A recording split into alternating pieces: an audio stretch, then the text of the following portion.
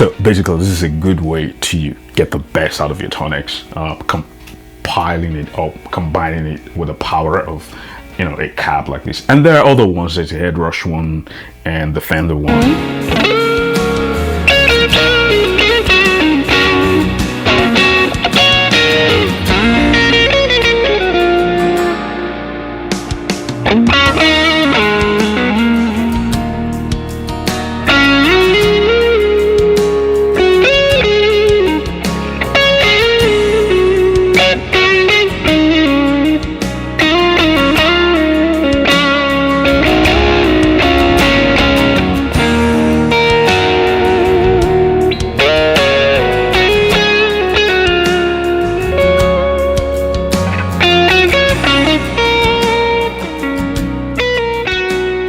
The year was 2021, February. We just got out of the pandemic and things were gradually getting back to normal. And Line 6 released an amazing equipment to go along with the Helix and other amp models that they have that were on top of the market at that time. There were competitions, but Helix was just ahead of its time with the modeling stuff. And this was released and it just made sense to buy it. It was an FR speaker, it was an IR loader, it was loud enough. You could mic it like I do here. You could send an XLR out, a line out to your door or to your front of the house.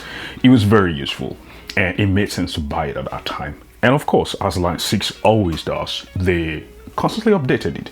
There was a software to go along with it. You could update it at IRs, change your settings on your computer, and it made sense. And 1 year later, they forgot about it and they focused on the catalyst. And that's one thing about companies when they make amazing equipment, especially when they're software based.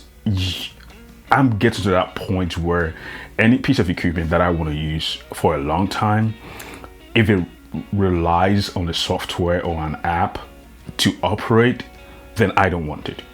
And I've seen a lot of equipment just go obsolete, and it's not friendly for the environment. It's not good for you as a producer or as a musician in general, because it just fuels that need to get new gadgets all the time. And the need is already there, the drive is already there to get new gears. How much more when you actually now have a gear that actually doesn't work?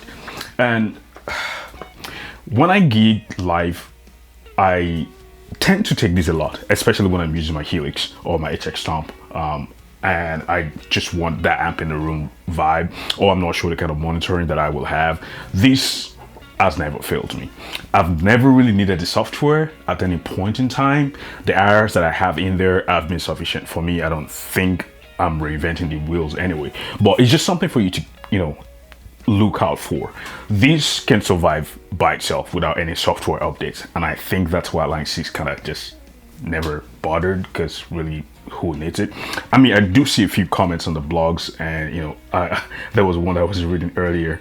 It was by this person, BORGELIN79, curious as to why there hasn't been any update for this product in so long. Same goes to the edit software, no improvement, no bug fixes, blah blah blah, yada yada yada.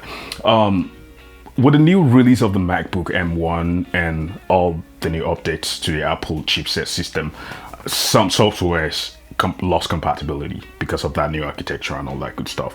And most companies just, update their software to fit that new, and some companies just didn't bother. And Line 6 was just one of them, and especially for products like this.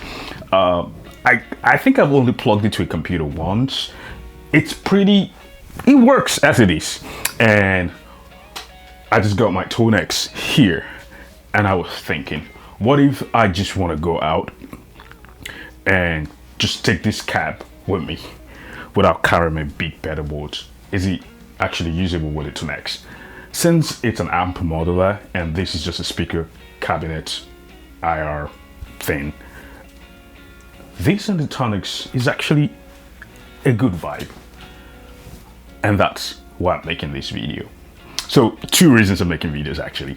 One, to just give a buying advice to anyone who is buying new gears. Make sure that the gear can function standalone without any app support or software updates or anything of that nature, that it can operate by itself. So as much as I would like them to update it, in my opinion, I really don't need all that updates, because it works by itself. I mean, what do you can still load in your IR and good stuff with the existing software or their desktop app that they already have. So my only fear is, as things change, that software might go obsolete, and then you might not be able to load in your IRs and whatever and that might be a problem. So which is why I always prefer devices that can survive all that.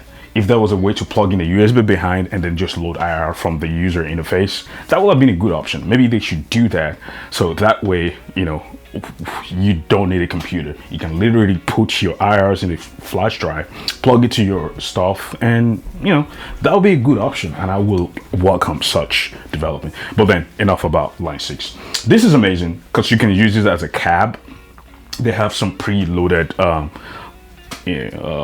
cab simulations there, microphone and cab simulations there, and you can also load in your third-party IRs. Today I'm just going to be using it as an FR speaker. What that is, I'm just using the flat response. It's just going to act as a powered speaker, so my amp is coming in and then the speaker is just going to amplify my sound. So that's the way, because I already have my cab model here on the Tonex, and that's a really good option. And let's hear the sound samples.